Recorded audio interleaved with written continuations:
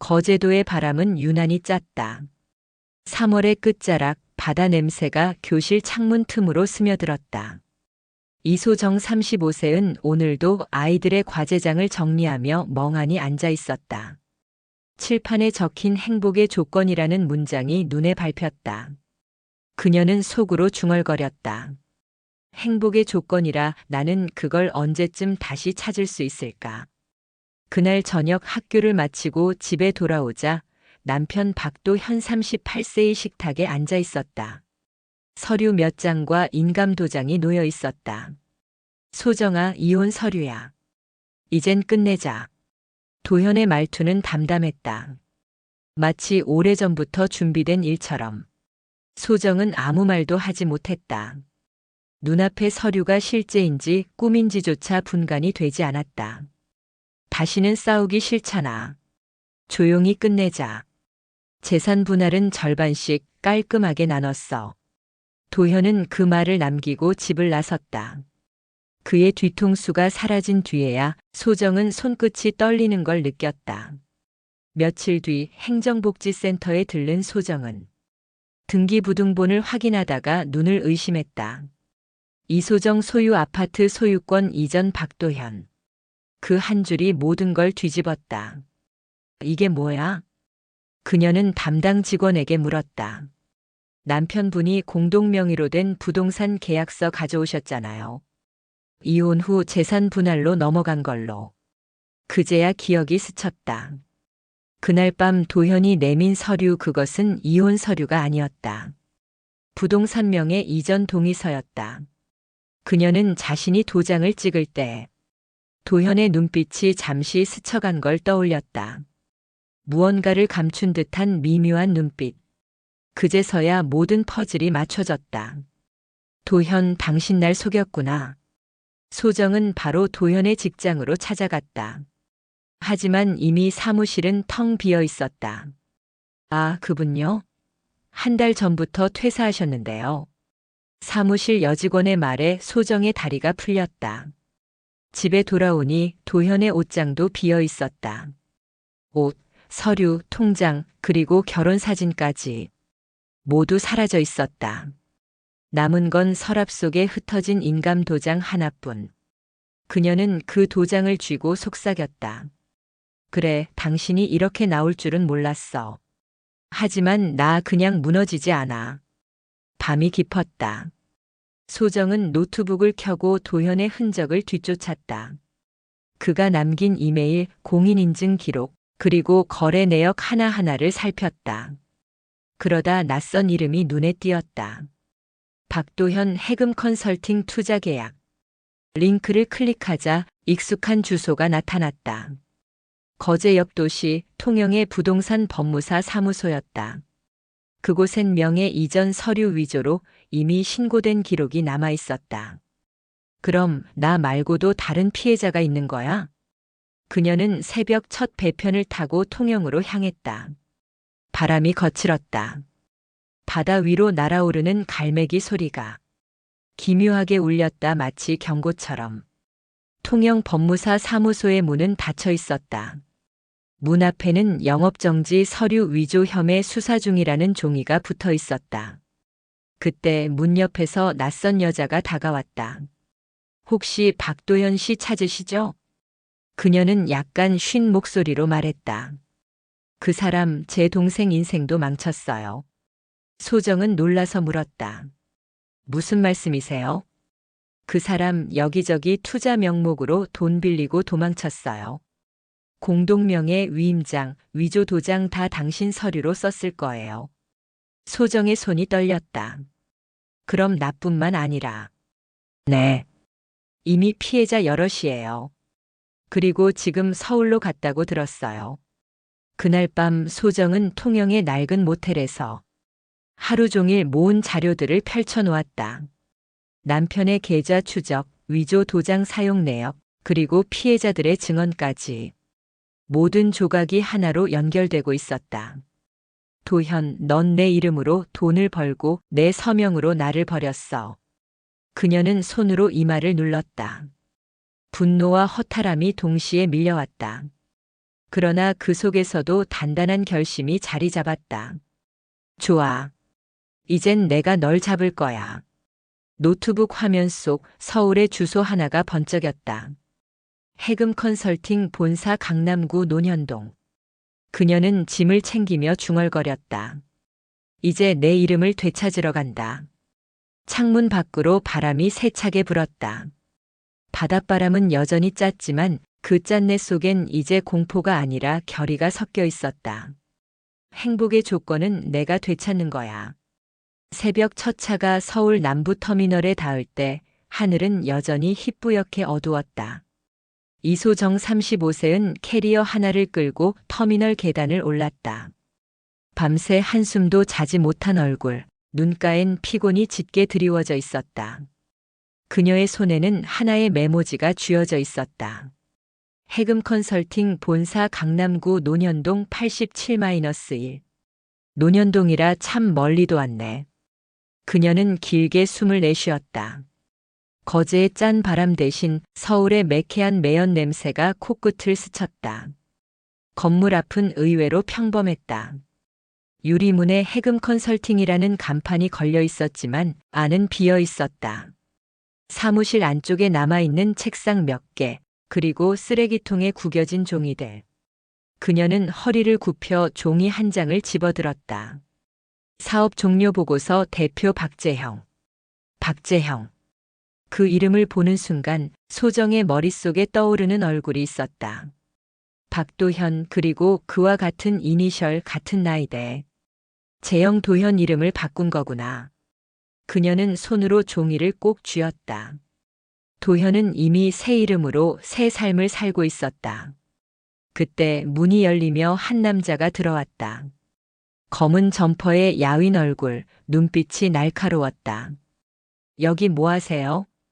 해금 컨설팅 대표를 찾고 있어요. 박재영 씨요. 그 사람 벌써 연락 끊긴 지 석 달 됐어요. 투자자들 다 피해서 사라졌다니까요. 그 남자는 잠시 망설이다가 소정의 얼굴을 훑었다. 혹시 피해자세요? 네, 남편이었어요. 그 말에 남자의 표정이 굳었다. 그럼 얘길 좀 해야겠네요. 그는 자신을 윤태수 해금 컨설팅의 전 직원이라고 소개했다. 카페로 자리를 옮긴 두 사람 사이엔 무거운 공기가 흘렀다. 태수가 입을 열었다. 박재영은 원래 박도현이 맞아요. 이름 바꾸고 신분 새로 만들어서 투자 사업한다며. 여기저기서 돈 끌어모았어요. 그 돈 대부분은 명예도용으로 세탁됐죠. 소정의 눈이 흔들렸다. 그럼 내 인감이 그 돈 세탁에 쓰인 거야? 그럴 가능성이 커요. 실제로 위조된 서류 대부분이 6명이었어요. 그녀는 커피잔을 내려놓았다. 그 사람 지금 어디 있죠? 그건 저도 정확히 몰라요. 하지만 그가 자주 들르던 곳이 있어요. 태수는 메모지에 주소 하나를 적었다. 한남동 와인바 루메르. 그날 밤 소정은 와인바 앞 골목에 서 있었다. 고급 수입차들이 오가고 사람들은 웃으며 들어가고 나왔다. 그 속에서 그녀는 문을 바라봤다. 잠시 후 검은 셔츠 차림의 남자가 나타났다.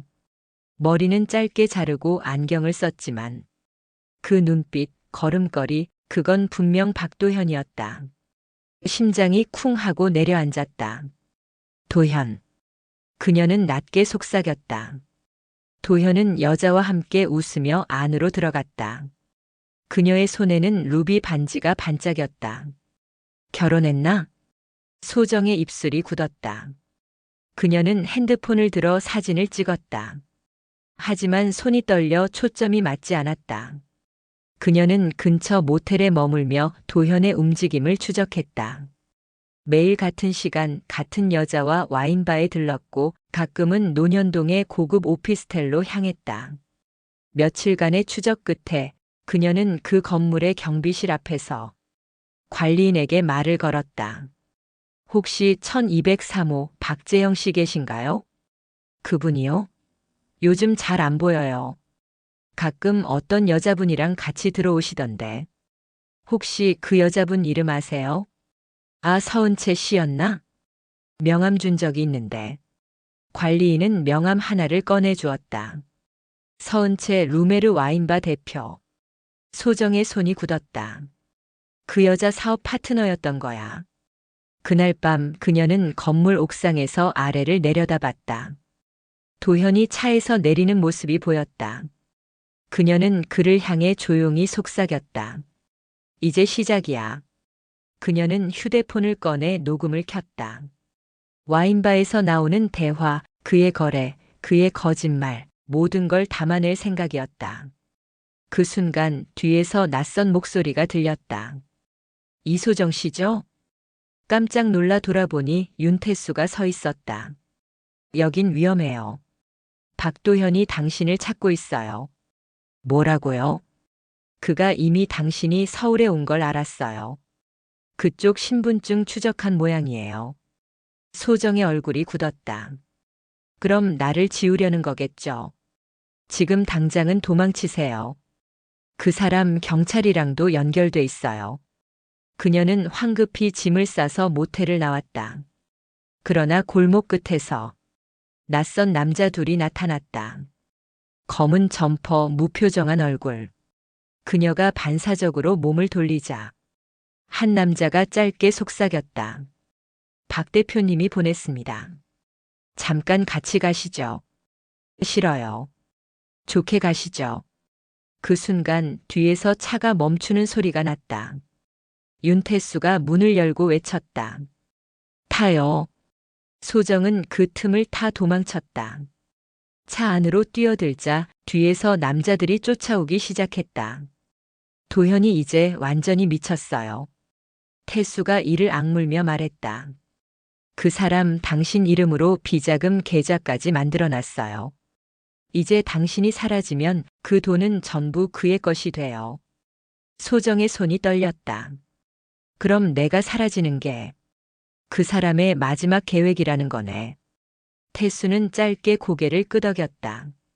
그래서 우리가 먼저 움직여야 해요. 그 계좌를 찾아서 그걸 증거로 삼는 거예요. 차창 밖으로 한강 다리가 스쳤다. 불빛이 일렁이고 물결이 출렁였다. 소정은 창밖을 바라보며 속삭였다. 도현, 이제 내가 만든 그림자 속에서 너 자신이 갇히게 될 거야. 윤태수는 핸들을 꽉 쥐며 대답했다. 내일 우리가 그의 계좌를 털 겁니다. 이제 진짜 싸움이 시작됐어. 도현의 그림자는 서울의 빛 속에서 서서히 드러나고 있었다. 그 빛은 눈부시게 밝았지만 그 속엔 누군가의 분노와 슬픔이 타오르고 있었다. 서울 여의도 회색 빌딩 숲 사이. 아침부터 비가 부슬부슬 내렸다. 이소정은 윤태수와 함께 오래된 카페 구석에 앉아 있었다. 탁자 위엔 노트북 한 대, 그리고 USB 하나가 놓여 있었다. 이 안에 박도현의 금융 흔적이 있습니다. 태수가 말했다. 그 사람 당신 명의로 만든 비자금 계좌 3개. 그 중 하나는 아직 살아있어요. 어디요? 홍콩. 하지만 계좌 접속은 서울에서만 가능해요. 그의 VPN을 추적했거든요. 소정의 손끝이 떨렸다. 그럼 우리가 그 계좌를 열면 모든 증거가 드러나겠네요. 태수가 고개를 끄덕였다. 문제는 그게 단순한 금융 계좌가 아니라는 거죠. 그가 화면을 돌리자 복잡한 암호화 프로그램이 나타났다. 암호를 푸는 건 가능해요. 하지만 누군가 감시하고 있습니다. 누군가라니요? 박도현이 당신 주민번호로 만든 법인, 그걸 관리하는 IT 보안팀이 따로 있더군요. 소정은 숨을 삼켰다. 결국 내 이름으로 만든 거짓된 인생을 그가 시스템으로 묶어둔 거군요. 그날 밤 두 사람은 강남의 한 공유 오피스 건물로 향했다. 윤태수가 노트북을 꺼내며 말했다. 여기 CCTV도 해킹됐어요. 지금부터 단 10분 안에 접근해야 합니다. 소정은 자리 옆에서 USB를 들고 모니터를 바라봤다. 화면엔 검은 배경에 붉은 문양 하나가 깜빡였다. HGUMACCOUNT3. 그 아래엔 입력창이 떴다. 액세스키를 입력하세요. 태수가 낮게 중얼거렸다. 패스워드는 아마 당신 생일. 그럴 리 없어요. 너무 단순해요. 그 사람 감정적으로 단순했잖아요. 소정은 잠시 망설이다가 입력했다. 1989-6-15. 화면이 깜빡이더니 계좌 내역이 펼쳐졌다. 그 안엔 27억 원의 잔액, 송금 기록 수십 개, 그리고 수신자 중 하나가 눈에 들어왔다. 서은채 루메르 와인바 대표. 소정의 눈이 차갑게 식었다. 역시 그 여자였어. 이제 확실하네요. 그녀와 도현이 함께 움직였어요. 태수가 말했다. 이제 이걸 복사해 검찰에 넘기면 끝이에요. 아니요. 소정의 목소리가 단호했다. 그 전에 도현을 직접 마주해야 해요.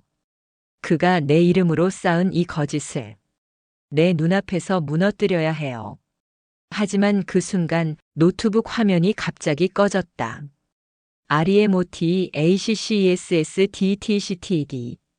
빨간 글자가 화면을 뒤덮었다. 안 돼, 누군가 역추적하고 있어요. 태수가 키보드를 두드렸다. 이건 내부 접속이에요. 그쪽에서 우리를 발견했어요. 창문 밖에서 엔진 소리가 들렸다. SUV 2대가 건물 앞에 멈춰 섰다. 소정은 숨을 삼켰다. 도현이다. 태수가 USB를 잡아 뽑았다. 뒤쪽 비상계단으로. 두 사람은 복도를 달렸다. 총성이 울렸다. 유리창이 깨지며 파편이 흩어졌다. 어서요.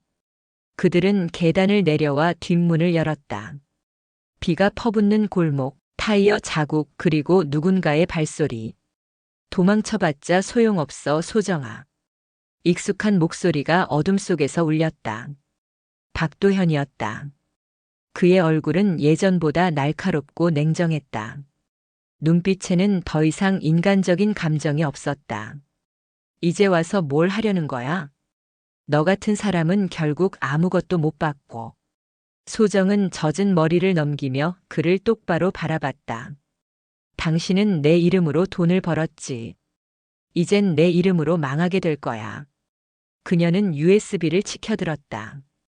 여기 당신의 모든 죄가 들어있어. 도현의 입꼬리가 비틀렸다. 그걸 나한테 던지면 너도 같이 끝나는 거 몰라. 그 순간 윤태수가 그를 향해 돌을 던졌다. 지금이야. 두 사람은 다시 골목을 빠져나갔다. 도현이 뒤를 쫓았지만 비에 젖은 길 위에서 발을 헛디뎌 넘어졌다. 몇 분 뒤 그들은 지하철역 근처 창고로 몸을 숨겼다. 소정은 헐떡이며 물었다. 그 USB 안전하죠? 그럼요. 태수가 숨을 고르며 말했다. 이제 남은 건 그걸 세상에 내놓는 거예요. 소정은 고개를 끄덕였다. 도현이 아무리 막아도 이젠 멈출 수 없어. 창밖에 번개가 치며 서울의 하늘이 환하게 갈라졌다. 그 빛 아래서 소정의 얼굴은 결연하게 빛났다. 그가 만든 거짓의 제국은 내 손으로 끝낸다. 비가 그친 새벽, 서울 논현동의 루메르 와인바는 평소보다 조용했다. 문을 닫은 가게 안에서 서은채 32세는 와인잔을 닦으며 휴대폰을 바라봤다. 화면엔 짧은 문자 하나가 떠 있었다. USB가 유출됐다. 내가 정리해. 그녀의 입가에 미세한 떨림이 스쳤다. 정리라니. 숨을 내쉴수록 손끝이 차가워졌다. 그녀는 다시 잔을 내려놓고 붉은 와인을 따라 마셨다. 그 순간 유리문이 찰칵 소리를 내며 열렸다. 검은 우산을 든 박도현 38세이 들어왔다. 그의 얼굴은 피곤했지만 눈빛만은 여전히 매서웠다. 소정이 살아있어. 그의 목소리가 낮게 울렸다. USB를 갖고 도망쳤어. 은채의 눈동자가 흔들렸다. 당신 정말 그 여자 이름으로 계좌를 만들었어? 그게 뭐 어때서? 그 여자는 내 아내였고 내 이름의 일부였어. 은채는 잔을 내려놓았다. 박도현, 당신은 사랑이 아니라 집착에 미친 거야. 그럼 너는? 그의 시선이 그녀를 베듯 스쳤다. 나랑 같은 손으로 서류 위조하고 돈 빼돌리던 내가 무슨 자격으로 그래? 난 적어도 누군가를 망치진 않았어. 은채가 대꾸했다. 그 말에 도현은 잠시 미소를 지었다. 아니, 넌 이미 망쳐놨어. 날 배신했잖아. 그의 눈빛이 바뀌었다. 다정함 대신 차가운 살기가 번졌다. 같은 시각 이소정은 윤태수와 함께 마포의 한 고시원에 몸을 숨기고 있었다. USB 사본은 클라우드에 올려두었고 본체는 그녀의 가방 속 깊숙이 들어있었다. 지금 상황에선 기자나 검찰에 직접 가는 건 위험해요. 태수가 말했다. 도현은 언론이랑도 연결돼 있어요. 그럼 어떻게 해야 하죠? 그의 내부 사람, 즉 공범을 잡아야죠. 그 사람이 무너지면 도현도 무너집니다. 소정은 곧장 노트북을 켜서 해금 컨설팅 관련 계좌들을 다시 살폈다. 송금 내역 중 눈에 띄는 이름. 서은채. 그녀는 화면을 가리켰다.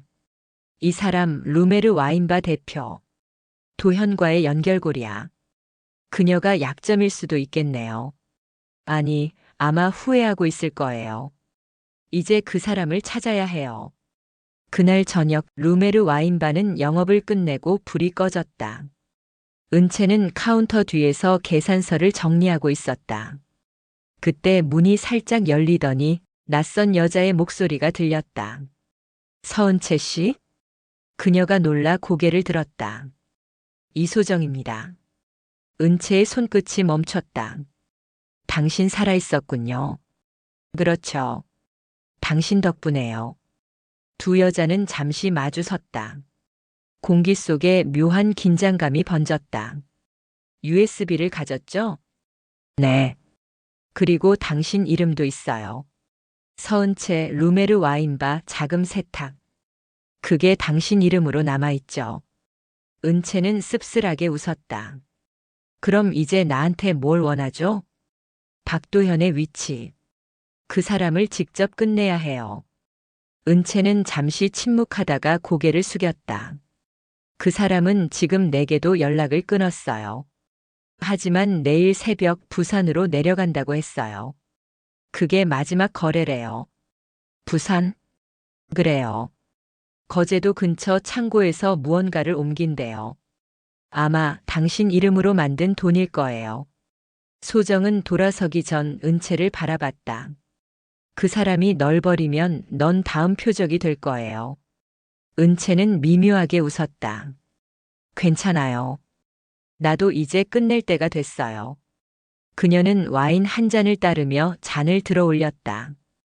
이건 마지막 인사예요. 그 사람이 날 찾으면 난 이미 사라진 걸로 해요. 소정은 아무 말도 하지 못했다. 은채의 눈빛 속엔 슬픔과 체념이 뒤섞여 있었다. 다음 날 새벽. 부산항 근처 컨테이너 창고. 도현은 서류 가방을 들고 들어섰다. 그곳엔 이미 SUV 한 대가 세워져 있었다. 차 안에서 전화벨이 울렸다. 서은채. 왜 전화했어?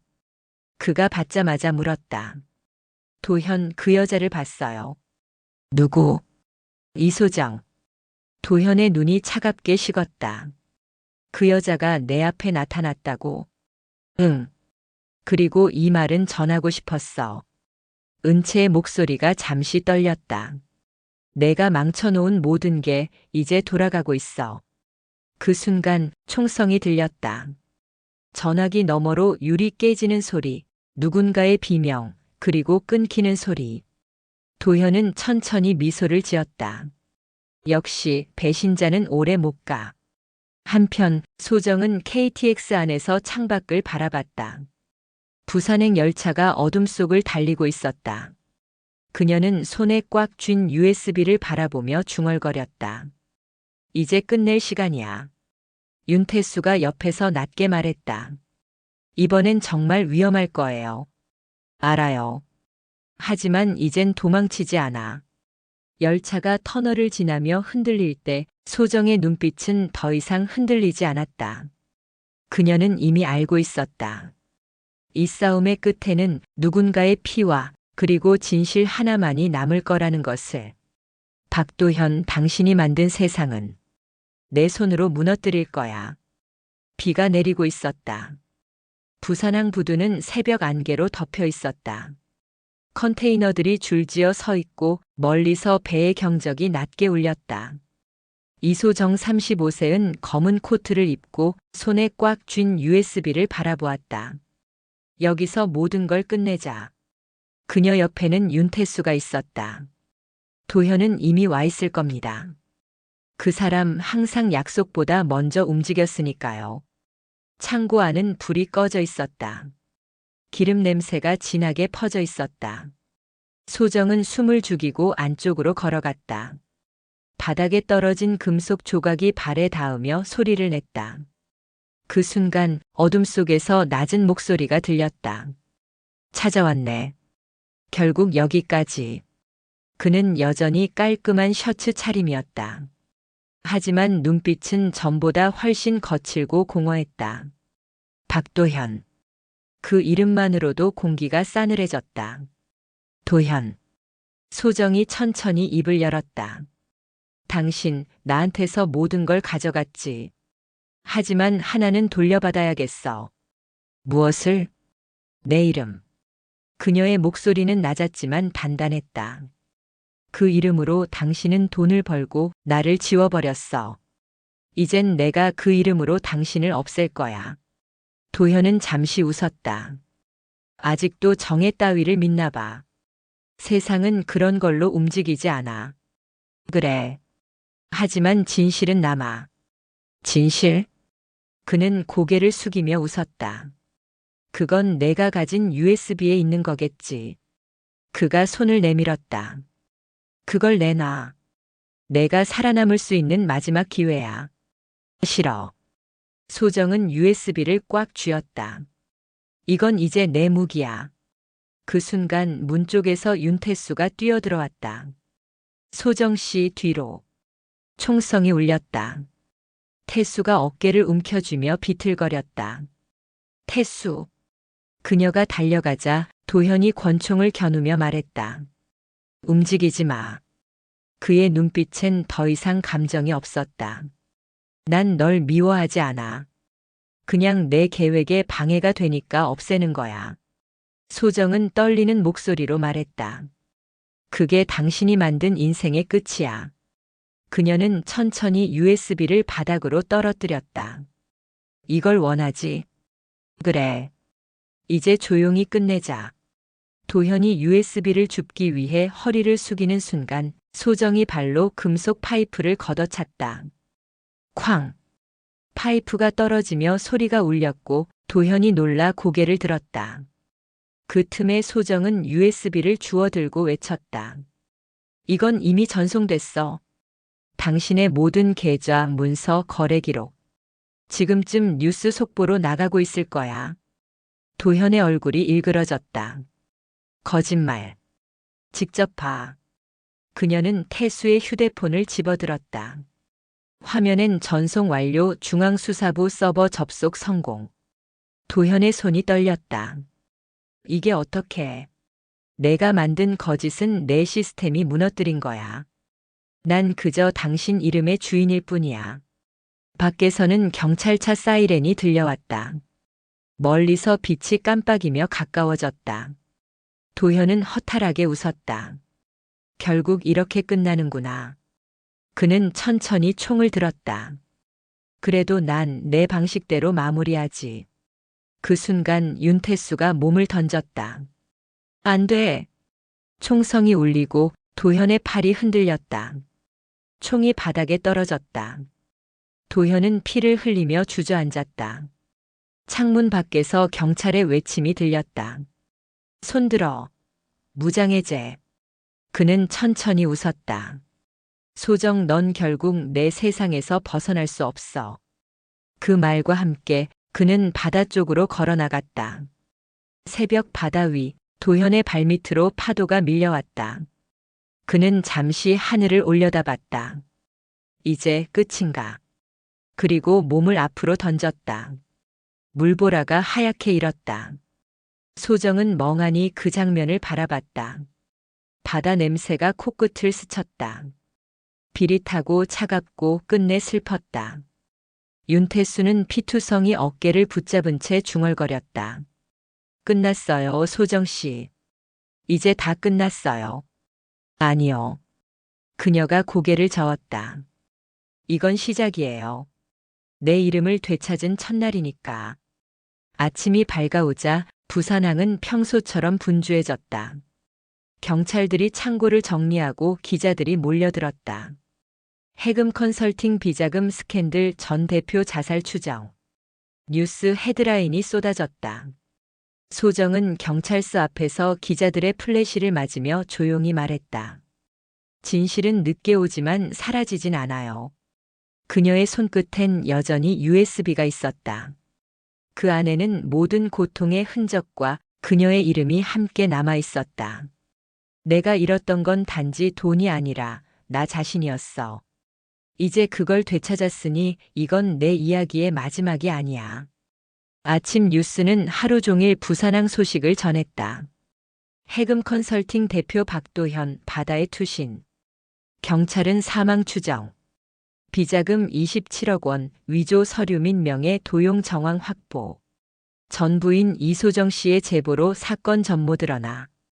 텔레비전 속 기자의 목소리가 귓가를 때리는 동안 이소정 35세은 경찰서 복도 의자에 앉아 있었다.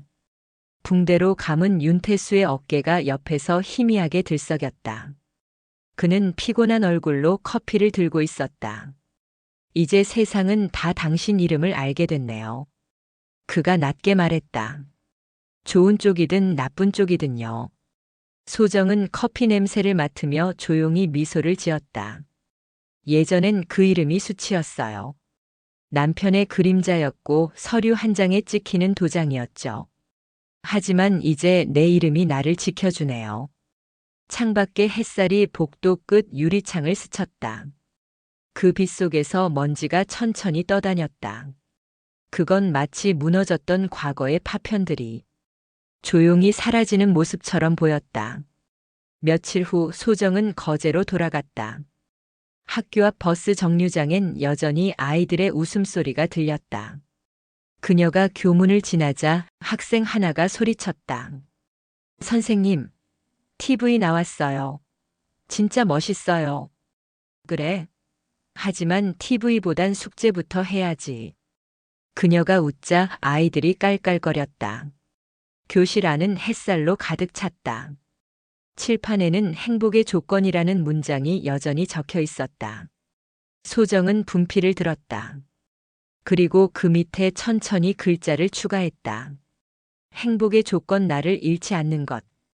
아이들은 그녀의 글씨를 바라보다 박수를 쳤다. 그 순간 소정의 가슴 깊은 곳에서 오랫동안 굳어있던 무언가가 녹아내렸다. 퇴근 후 그녀는 바다로 향했다. 부산항이 아닌 거제의 고요한 포구였다. 붉게 물든 석양이 수면 위에 반사되어 반짝였다. 그녀는 주머니에서 낡은 도장을 꺼냈다. 이소정이라는 세 글자가 새겨진 인감.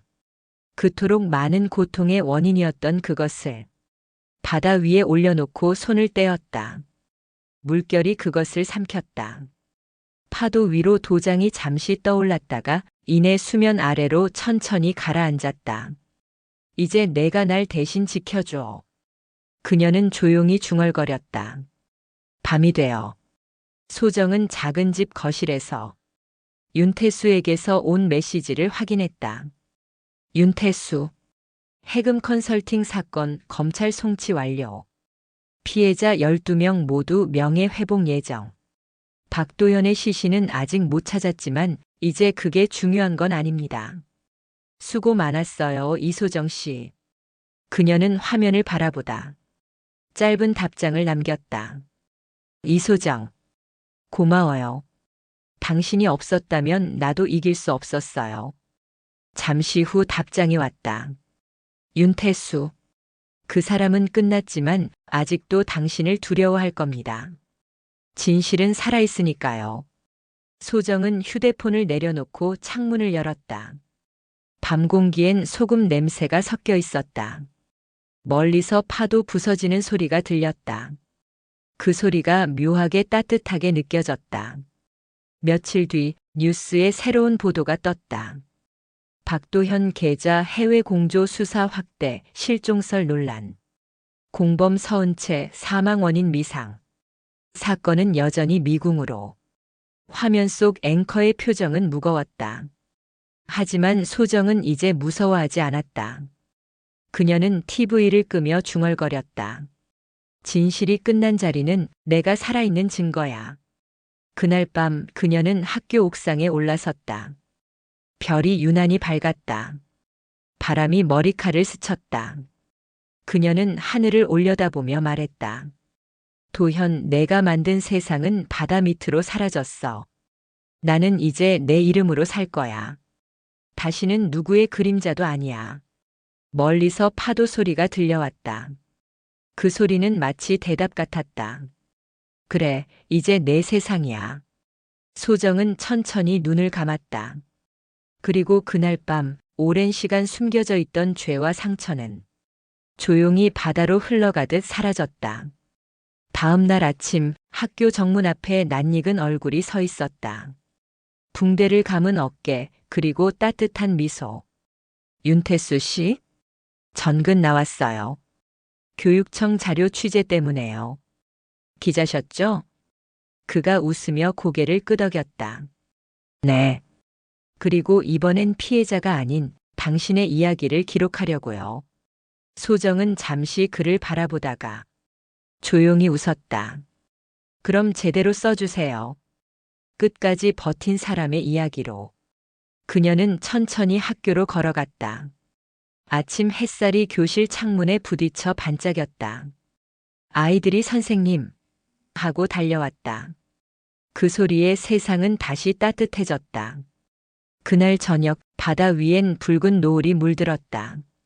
그녀는 손바닥을 펼쳐 하늘빛을 가만히 느꼈다. 그 위로 바람이 지나갔다. 행복의 조건은 나를 잃지 않는 것. 이소정은 그 문장을 다시 한번 마음속에 새겼다. 그리고 미소 지었다. 이제 그녀의 인생은 누군가의 이름 아래가 아니라 이소정이라는 이름 자체로 다시 시작되고 있었다. 봄이 돌아왔다. 벚꽃이 흩날리는 4월, 거제의 바다는 잔잔했다. 이소정 36세는 새로 개장한 학교 앞 카페에서 커피를 마시고 있었다. 유리창 밖으로 아이들이 웃으며 지나갔다. 그 웃음소리가 바람에 실려 들어올 때마다 그녀는 문득 작년 이맘때의 어두운 기억을 떠올렸다. 그때는 바다조차 차가웠다. 모든 게 무너졌던 시절, 남편의 거짓된 인감 도장 하나에 인생이 뒤집혔던 순간들. 하지만 지금 그녀의 손엔 교사 일지와 커피잔뿐이었다. 테이블 위에는 윤태수가 건넨 명함이 놓여 있었다. 기자 윤태수 사회부 탐사보도팀. 그 밑엔 손글씨로 써진 한 줄. 이제는 기록이 당신을 지켜줄 겁니다. 학교에서는 새 학기가 시작됐다. 아이들은 여전히 선생님 하며 달려들었고 교무실에서는 커피 냄새가 가득했다. 하지만 사람들의 시선엔 약간의 거리감이 섞여 있었다. TV에 나왔던 그 선생님이지. 남편이 큰 사건에 연루됐다던데. 그래도 대단하지, 그렇게 싸워서 이겼다잖아. 속삭이는 소리가 들릴 때마다 소정은 아무렇지 않은 듯 웃었다. 그냥 조금 오래 걸렸을 뿐이에요. 그녀는 이제 더 이상 숨지 않았다. 그 이야기는 이미 전국으로 퍼졌고 명예 도용 피해자의 상징이라는 말까지 붙었다. 그러나 소정에게 그것은 명예가 아니라 단지 살아남은 사람의 증거에 불과했다. 그날 오후 윤태수가 학교로 찾아왔다. 그는 출입증을 보여주며 인사했다. 이소정 씨, 인터뷰 일정 괜찮으세요? 오늘이면 좋아요. 아이들 하교했으니까. 둘은 학교 뒤편 벤치에 앉았다.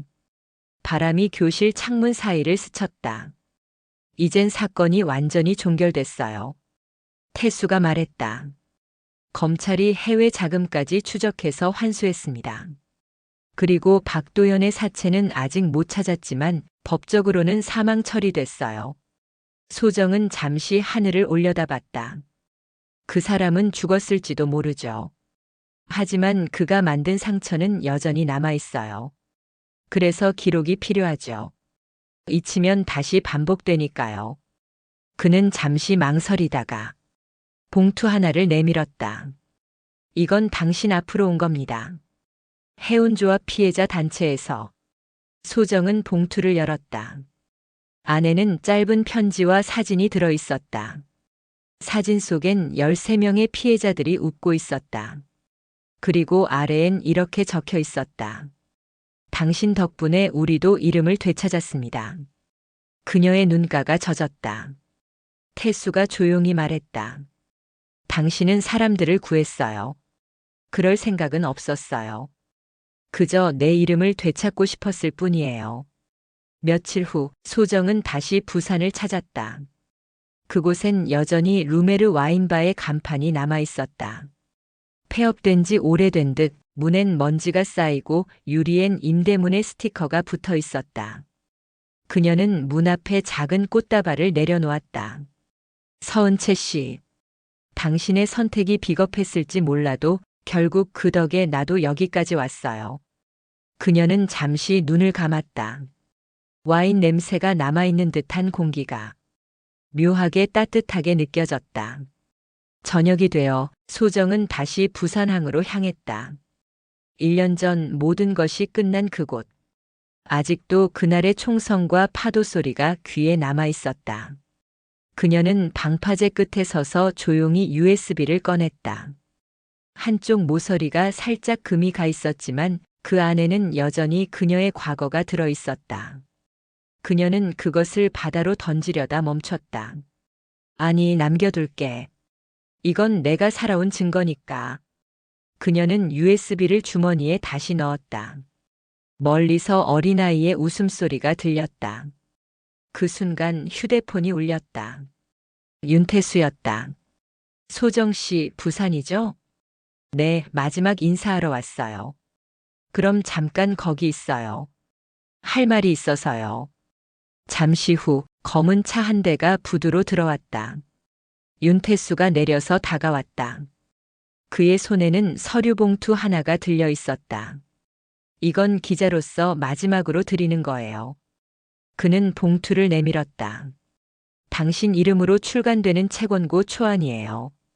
제목은 도장 아래의 진실. 소정은 잠시 멍하니 웃었다. 그 제목. 참 묘하게 슬프네요. 하지만 결국 당신은 도장 위에서 다시 일어난 사람이잖아요. 그녀는 서류 봉투를 품에 안았다.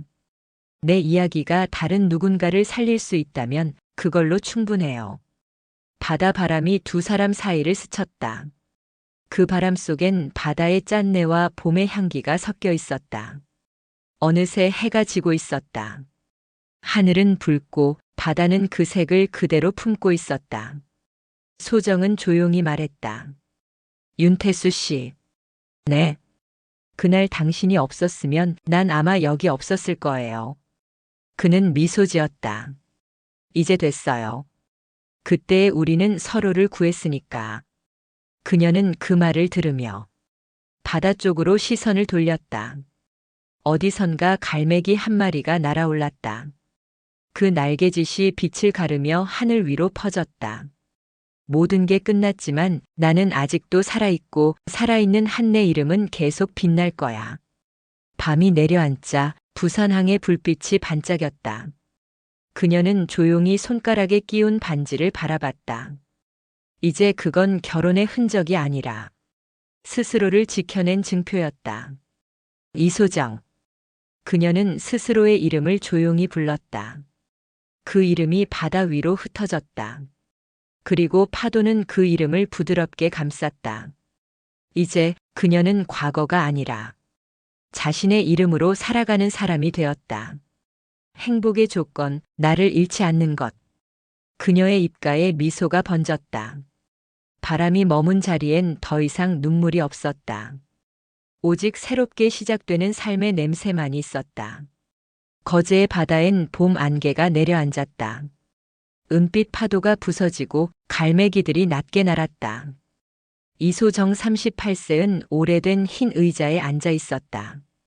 그녀가 운영하는 작은 북카페 기억의 온도 앞마당이었다. 간판엔 손으로 쓴 글씨가 있었다. 마음이 쉬어갈 곳. 바다에서 불어오는 바람이 종소리를 흔들었다.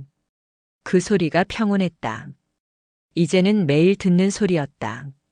한때 총성과 비명으로 가득 찼던 그녀의 삶은 이제 책 냄새와 커피 향으로 가득했다. 사장님, 새로 입고된 책은 어디 있어요? 17살쯤 된 소녀가 물었다. 저기 사람의 이름이 가진 힘 코너에 있어요. 소정은 부드럽게 대답했다. 소녀가 나간 뒤 그녀는 창밖을 바라보았다. 바다 끝에 하얀 등대가 보였다. 그 등대는 그녀가 처음 부산에서 돌아온 해부터 한 번도 꺼지지 않았다. 저녁이 되자 윤태수가 카페 문을 열고 들어왔다. 여전히 단정한 셔츠 차림, 그러나 눈가에 주름이 늘었다. 3년 만에 보네요. 그가 웃었다. 서울에서 잘 지냈어요? 글쎄요. 그는 카페를 둘러보며 말했다. 이곳이 당신의 세상이 됐군요. 그녀는 커피를 내리며 물었다. 책은 어떻게 됐어요? 베스트셀러 됐어요.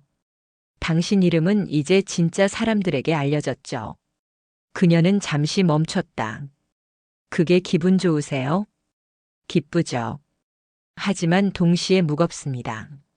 당신 이야기를 세상에 꺼낸 게 옳았을까? 가끔은 그게 걱정돼요.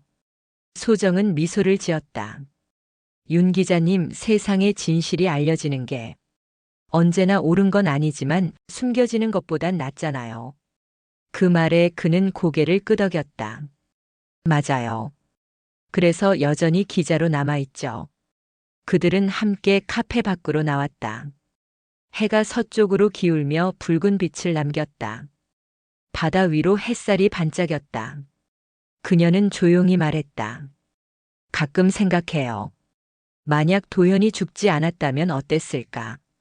태수는 잠시 침묵했다. 그는 죽지 않았을 수도 있어요. 네. 3개월 전 일본 오사카 경찰이 위조 신분으로 입국한 한국인 남성을 검거했어요. 지문이 박도현과 일치하더군요. 소정은 놀라서 그를 바라봤다. 그럼 아직 살아있다는 거예요? 네. 하지만 수감 중에 자살했습니다. 끝까지 아무 말도 남기지 않았어요. 그녀는 긴 한숨을 내쉬었다. 그 사람답네요. 끝까지 스스로의 그림자 안에서 죽었군요. 태수가 천천히 고개를 끄덕였다. 그래도 당신은 이겼어요. 그의 세상 밖에서도. 소정은 고요한 미소를 지었다. 이긴 게 아니라 그냥 벗어났을 뿐이에요. 그리고 이젠 그게 충분해요. 그날 밤 카페는 불빛으로 따뜻했다. 손님들이 다 돌아가고 그녀는 홀로 창가에 앉았다. 테이블 위엔 한 권의 책이 놓여 있었다. 도장 아래의 진실. 윤태수가 쓴 책. 그리고 마지막 장엔 이렇게 적혀 있었다. 그녀는 이름을 잃었지만 그 이름을 다시 찾아 세상을 바꿨다. 이소정, 그 이름은 더 이상 도장의 잉크가 아니라 진실의 증거였다. 소정은 천천히 책을 덮었다. 그녀의 눈가에 미소가 스쳤다. 이제 그 이야기는 과거의 것이었다. 이제는 다른 사람들의 이야기들이 이 공간 안에서 피어나고 있었다. 며칠 후 카페에 낯선 손님이 찾아왔다. 남루한 옷차림의 중년 남자였다.